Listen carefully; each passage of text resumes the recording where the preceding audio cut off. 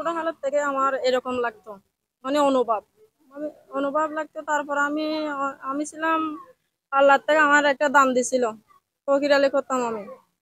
আমার আগে বলতো সবাই ফাতেমা বৈদ্য, এটা বলতো আমাকে। আমি এটার পর আমি অনেক দিন মানে ঘোরাফেরা অনেক জায়গায় করছি, ঘোরাফেরা করছি। তার হইলে এবার এরকম করতে করতে মামার মানে অনুভব ছিল আমার ছেলে একটু মানে দেখা যাচ্ছে আমার এরকম, মানে মেয়েদের ছেলেদের সাথে আমার এটা ছিল না, মেয়েদের সাথে আমার ইয়া ছিল। তারপরে রিলেশন ছিল, মেয়েদের সাথে আমি সম্পর্ক করতাম।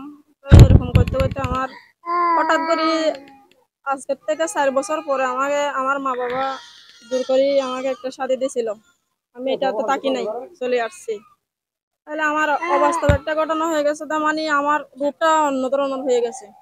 তাই আমাকে যেখানে যাইতে বলছে সেখানে আমি দায়িত্বটা পালন করছি। পালন করার পর আমার আল্লাহর হুকুম একটা, আমি ওনাকে শাদী করছি আল্লাহ রসুল বাবি হাদিস অনুযায়ী। মানে অন্য জায়গায় গেছিলাম, মানে ফটিকছড়িতে গেছিলাম আমি। হ্যাঁ, মাইজভান্ডারে গেছিলাম। এখানে যাইতে বলছে আমাকে, আল্লাহ দান করছে আমাকে, গোপনীয় গুপ্ত দান দান করছে আমাকে, যেখানে বলছে সেখানে গেছি।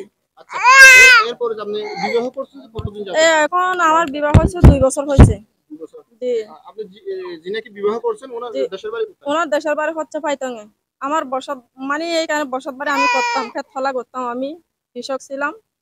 তো ওনার আমার একটু সম্পর্ক হয়েছে, ওনাকে আমি আল্লাহর হুকুম আছে আমি শাদী করছি।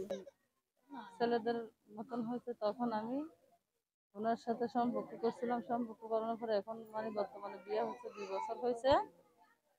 তখন আমরা গোপন ছিলাম যে এখন আবার আমরা যখন চলতে ফিরতে কষ্ট হয়, চারিদিক দিয়ে মানে হাঁটা চলা কষ্ট হয়, তখন আমরা আইনের পক্ষ থেকে আশাপাশি আছে যারা ভাই বন্ধুরা যারা আছে এলাকার ভিতরে আমাদের যেখানে সুযোগ আছে, তখন এখানে আসছি। কালকে রাত্রে চিটাগাং ছিলাম আমরা, এখান থেকে এখন কালকে রাত্রে এখানে আসছি।